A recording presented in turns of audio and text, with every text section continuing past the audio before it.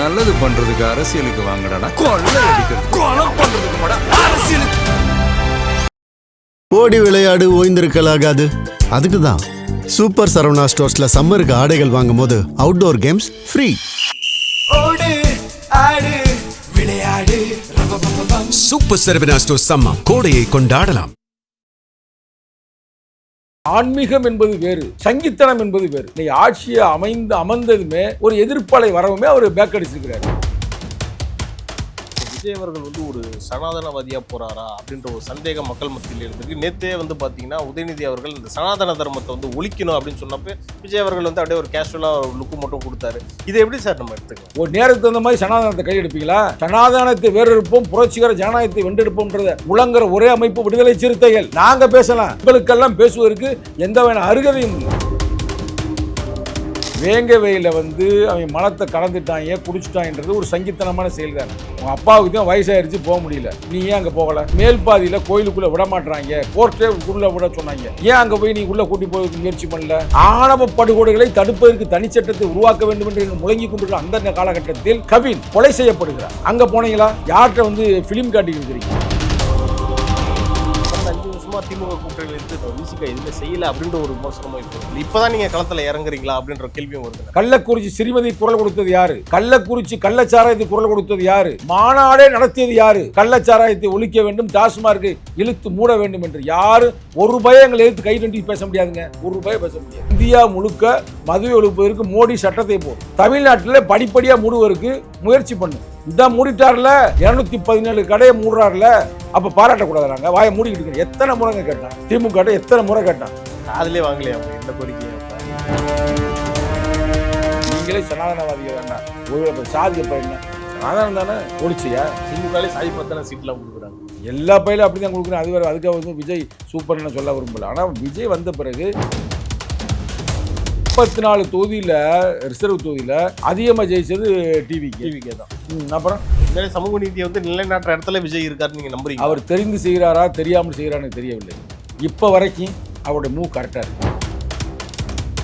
இவர் single man வெற்றி பெற்றிருக்கிறார். ஆனா அவர் ஆட்சி அமைக்க பத்தல. அவர் எங்க போயிருக்கலாம் நினைச்சிருந்தா? அதிமுக அங்க போய் கேட்டிருந்தா அமித்ஷா எல்லா வேலையும் செஞ்சு கொடுத்து 108 வச்சு ஆட்சி அமைக்கன்னு இருப்பாங்க. அப்பவே கொடுத்துருப்பாங்க. முடிஞ்சா போனாரா? இங்க எடப்பாடிட்ட போனாரா? நேர எங்க வந்தாரு? விசிகா, கம்யூனிஸ்ட், இந்திய முஸ்லீம் லீக் இங்க தான் போனாரு. இதுக்கு தாங்க பாராட்டு தெரிவிக்கிறேன். பிராமணன் அப்படின்றதுக்காகவே நம்ம எதிர்க்கக்கூடாது. பிராமணிய கோட்பாட்டை தான் எதிர்க்கணும். பிராமணர் நமக்கு எதிரியே இல்லை. அவன் நம்மள மாதிரி மனுஷன், படிச்சிருக்கிறேன். ஆனா எவனுக்கு அந்த பிராமணிய புத்தி இருக்கோ அவனை நம்ம எதிர்க்கணும். எஸ், பிராமணர்கள் நமக்கு எதிரி அல்ல. பிராமணிய கோட்பாட்டை உள்வாங்கி பிராமணியத்திற்காக பாடுபடுகின்ற ஒரு பறையனாக இருந்தாலும் நாங்கள் தட்டி கேட்போம். அப்ப இந்த பிராமணர் நீங்க சொன்ன மாதிரி அவர் பார்ப்போம். ஒழுங்கா இருந்தா ஓகே, ஒழுங்கில்லாம இருந்தா ஏறி மிதிப்போம்.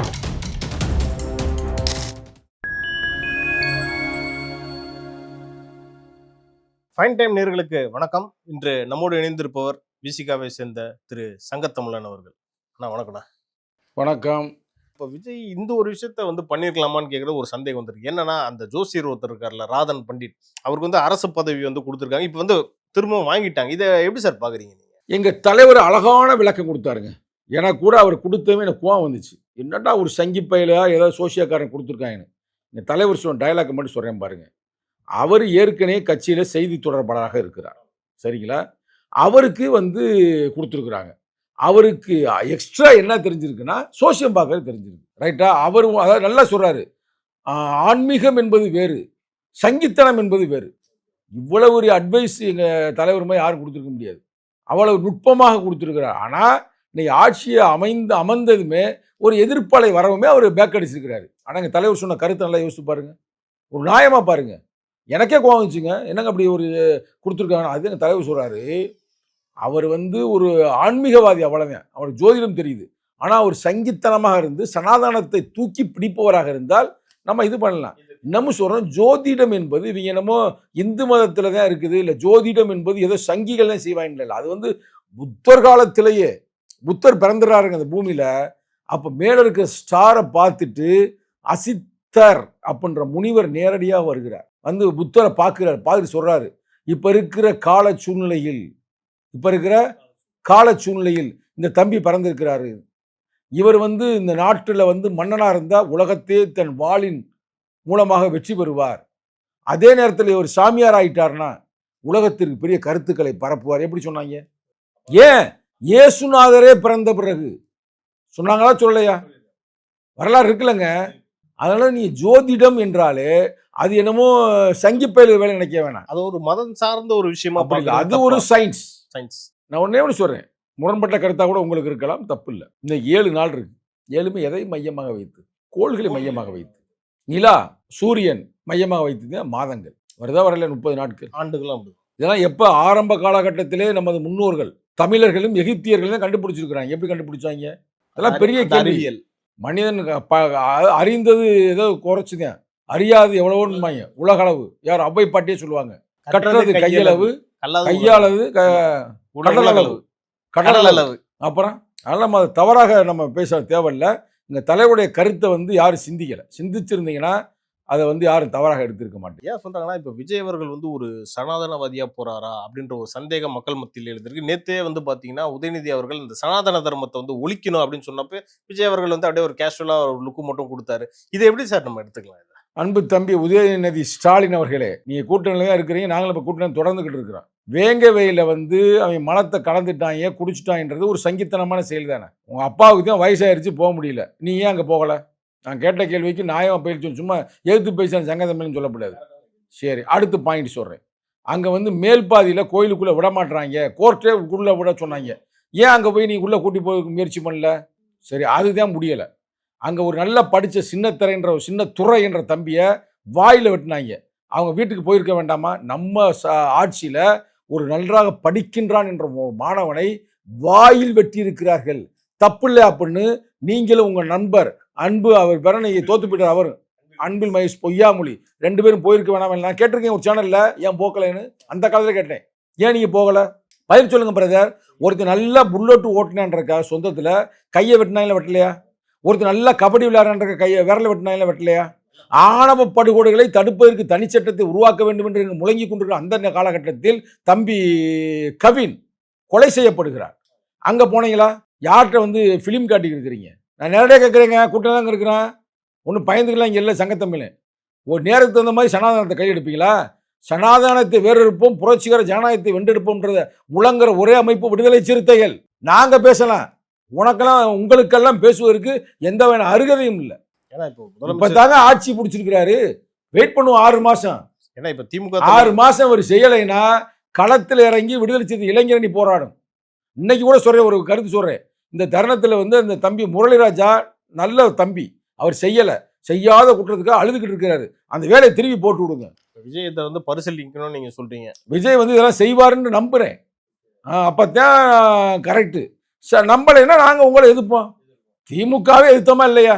திமுக எதிர்த்து எத்தனை போராட்டங்கள் நடத்தின விடுதலை சிறுத்தைகள் தானே. கடந்த 5 வருஷமா திமுக கூட்டணியில இருந்து விசிக எதுவுமே செய்யல அப்படின்ற ஒரு விமர்சனமும் இப்ப இருக்கு. இப்பதான் நீங்க களத்துல இறங்குறீங்களா அப்படின்ற கேள்வியும் வருது. எல்லாமே கத்தி கத்தி பேசினவங்க. ஸ்ரீமதிக்காக யாருக்கு குரல் கொடுத்தா? கள்ளக்குறிச்சி ஸ்ரீமதி குரல் கொடுத்தது யாரு? கள்ளக்குறிச்சி கள்ளச்சாராயத்துக்கு குரல் கொடுத்தது யாரு? குரல் மட்டும் கொடுக்கல, அங்க போய் ஆர்ப்பாட்டம் நடத்தினது யாரு? மாநாட்டை போல அங்கே வந்து பொதுக்கூட்டம் நடத்தியது யாரு? மாநாடே நடத்தியது யாரு? கள்ளச்சாராயத்தை ஒழிக்க வேண்டும், டாஸ்மார்க்கை இழுத்து மூட வேண்டும் என்று யாரு ஒரு ரூபாயை எங்களை எழுத்து கை நட்டி பேச முடியாதுங்க. ஒரு ரூபாயை பேச முடியாது. ஆனா அதுக்கும் வந்து மத்திய அரசு தான் பண்ணணும் அப்படின்ற விசிகா சொன்னதாகவும் அவங்க தான் 2 பேரும் அனுப்பி விட்டாங்க திமுக காரங்க. ஏங்க ஆளுங்கட்சியில இருக்கிறாங்க, யதார்த்தத்தை பேசுங்க, பிராக்டிக்கலா பேசக்கூடிய ஆளு சங்கத்தமிழ். நான் சும்மா வந்து காஸ்டில் இந்த ஏறு நான் வந்து கனவுல பேசக்கூடிய ஆள் இல்லை. நாங்க ஒரு திட்டத்தோடு நடத்தி இருக்கிறேன். ஆனா நாங்க 2 திமுக காரங்க வரேன், திமுக வச்சுட்டு நாங்க எப்படி பேச முடியும்? ஆனாலும் நாங்கள் பேசுகிற ஒரு அர்த்தம் இருக்கிறது. இப்போ இந்த சாராயத்தை ஒழிக்க வேண்டும் என்றால், மதுவை ஒழிக்க வேண்டும் என்றால், நம்ம தேசம் காந்தியோடைய தேசம். இன்னமும் சொல்ல போனோம்னா இறை நம்பிக்கை உள்ள ஒரு தேசம். அவங்க பிஜேபி மொழியில் சொல்ல வேண்டும் என்றால், அப்ப நீ மதுவை எதிர்க்கிறீங்களா? ஒரு சட்டத்தை போடு, தமிழ்நாட்டில் மட்டுமல்ல இந்தியா முழுக்க போடு. இந்தியா முழுக்க மதுவை ஒழிக்கின்றோம், போடலாமா போடக்கூடாது? அதை கேட்ட தப்பா? நாங்க தான் கேட்டோம்லங்க, இந்தியா முழுக்க மதுவை ஒழிப்பதற்கு மோடி சட்டத்தை போடு. தமிழ்நாட்டில் படிப்படியா மூடுவதற்கு முயற்சி பண்ணு. இந்த மூடிட்டார்ல, 217 கடையை மூடுறாருல, அப்ப பாராட்டக்கூடாது? நாங்க வாயை மூடிக்கிட்டு இருக்கோம். எத்தனை முறைங்க கேட்டான் திமுக, எத்தனை முறை கேட்டான்? காதலே வாங்கலையே அவங்க எந்த கோரிக்கையும். அப்ப அவங்க பூரா என்ன சொன்னாங்க, ஏய் ஜங்கத்தமிழ் எப்போ பார்த்தாலும் இதே வேலைடா அப்படின்னு எனக்கு தலைவர் சீட்டு கொடுக்கும்போது கெடுத்து விட்டாங்க. அது வேற பிரச்சனை. என்ன தானே ஆச்சு? தலைவர் சீட்டு கொடுக்க ரெடியாக இருந்தார் தம்பி. அது திமுக சொல்லுங்க, இவர் எங்களை எதிர்த்து பேசுவார், கடைசியில் உங்களுக்கு எல்லாம் போச்சு. அதுதான் நம்மளை காப்பாத்திட்டேன் ஆண்டவன். கரெக்டாக எப்படி சொன்னேன், நம்ம வந்து இறை நம்பிக்கை உள்ள ஆளு தான். விடுதலை சிறுத்தையில இருந்து நம்ம இறை நம்பிக்கை உள்ள ஆட்கள். பகவான் புத்தரை நம்ம வந்து வழிபடக்கூடிய ஆட்கள். வழிபடனா அவர் சாமியா வழிபடலை, அவர் கோட்பாட்டை. இன்னமும் அம்பேத்கர் சொல்லுவார், எனக்கு தெய்வம் இல்லை, ஆனால் தெய்வம்ன்றா நான் 3 மதிக்கிறேன். நிறைய சொல்றேன், இளைஞர்களுக்கு தெரியும். அப்பதான் தலைவர் சொல்றாரு, நான் இறைவன் நம்பல, ஆனா 3 பேர் எனக்கு தெய்வம்ன்றாரு. என்னடா அது அதிசயமா இருந்தா, தெய்வம் நம்பர் 1 ஒழுக்கம், நம்பர் 2 சுயமரியாதை, பாருங்க, நம்பர் 3 அறிவு. இதுதான் கடவுள், இதே எனக்கு கடவுள்ன்றாரு. சுயமரியாதை வேணும்ன்றாரு. அதுக்காக சொன்ன சுயமரியாதை எங்களுக்கு இல்லடா அப்படின்னு நம்ம திமுக பார்த்து கேட்டேன். அதை பார்த்தா பாஜக கோச்சிக்க மாட்டாங்களா, கடவுள்னா நீங்க இந்த 3 பேர் தான் சொல்றீங்கன்ட்டு? அம்பேத்கரே சொல்லிட்டார்ல பிரதர்.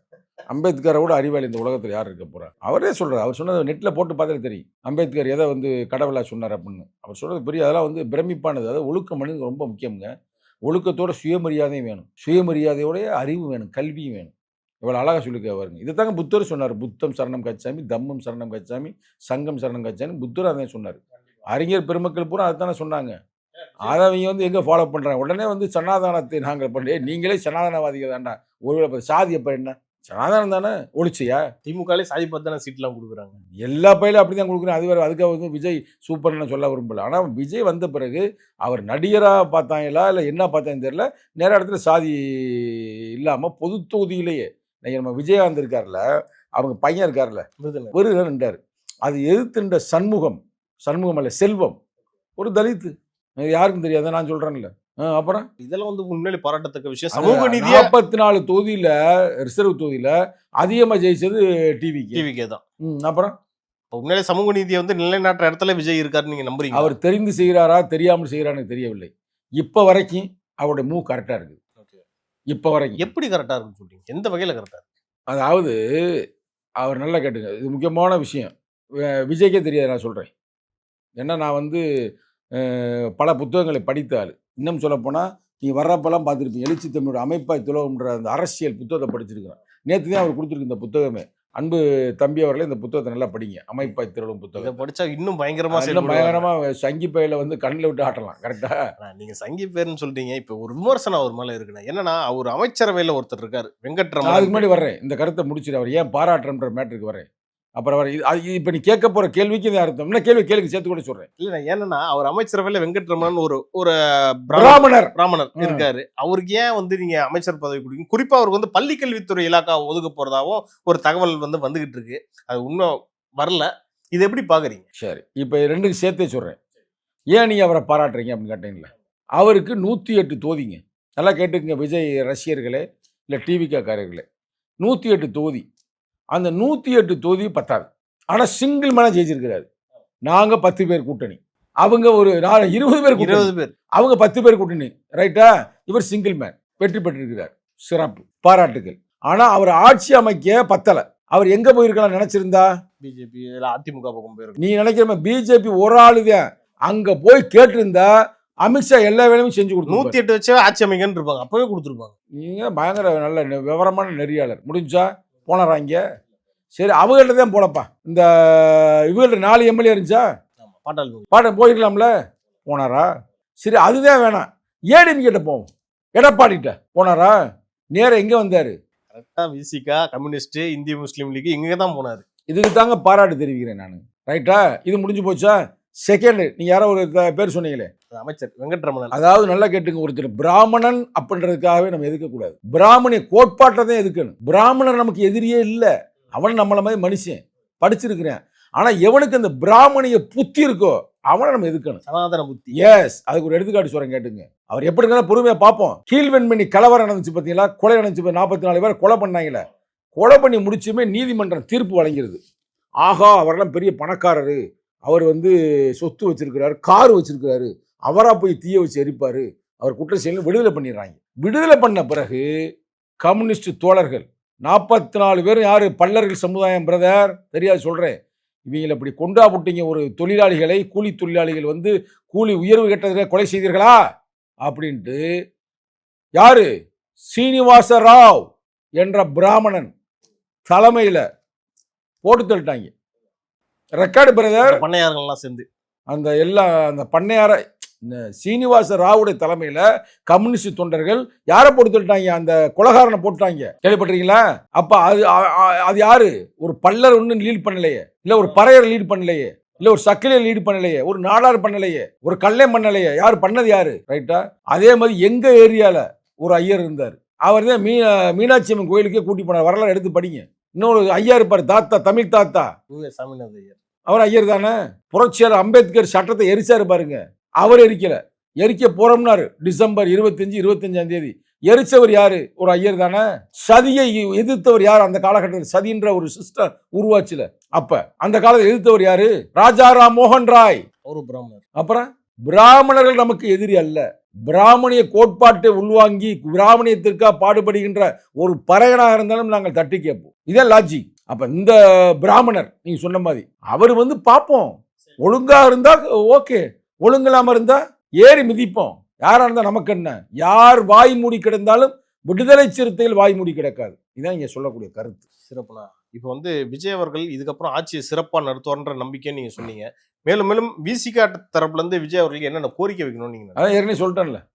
இது மட்டும் தானா இல்ல தமிழ்நாடு நலன் சார்ந்த வேற என்னென்ன கோரிக்கைகள்? இப்பே சொன்னா பயந்துருவாரு. இப்பே சொன்ன ஹனிமூன் மாதிரி கல்யாணம் பண்ணிட்டீங்க நீங்க. கல்யாணம் பண்ணும்போது உங்களுக்கு தெரியும், அந்த கல்யாண பீரியட் முடிஞ்சதுமே அது ஹனிமூன் பீரியட்னு சொல்லுவாங்க. அப்போ ஒரு டிஸ்டர்ப் பண்ணக்கூடாது யாருமே, 2 வீட்லையும். அது மாதிரி இப்போ டிஸ்டர்ப் பண்ணக்கூடாது இவரை. அவர் என்ன செய்யறாருன்னு பொறுமையாக பார்க்கணும். ஆனால் ஒரு நல்ல மனசில் நான் என்ன சொல்கிறேன்னா, இந்த ஆணவ படுகொலை தடுப்பதற்காக தொடர்ந்து பேசிக்கிருந்தேன். ஆதவர்ச்சனா கூட போய் வழக்கு போட்டிருக்காரு. ஆமாம், கரெக்டாக. அப்போ வழக்கு நீ தான் ஆட்சியை வந்துட்டீங்களே, அறிவிச்சு விடுங்க. சங்கத்தமிழ் மகிழ்ச்சி அடைய வரலன்னா உங்களை பற்றி போல்ந்து பேசுவோம்ல. சங்கத்தமிழன் காசு கொடுத்தா பேசக்கூடிய ஆள் இல்லை, மிரட்டுனா பேசக்கூடிய ஆள் இல்லை. உண்மையை செஞ்சால் பேசுவேன், உனக்கு ஆதரித்தே பேசுவேன். அதை செய்யலாம். நான் சொன்னேன், இந்த முரளிராஜான்ற தம்பி பாவம் வேலை இல்லாமல் ரொம்ப செய்யாத குற்றம் பிரதர். ஒரு குற்றம் செஞ்சா ரைட்டு, செய்யாத குற்றத்தை போய் நீ தாண்டா குற்றவாளி, தண்ணிக்குள்ளே கலந்துட்டா அப்படின்ற போது அது மனசு உடஞ்சி போயிடும். என் டெய்லி பேசியிருக்கேன். இப்போ வெறும் பிரச்சனையாக இருக்குது. எனக்கே அது தனிப்பட்ட முறையில் டென்ஷனாக இருக்குது.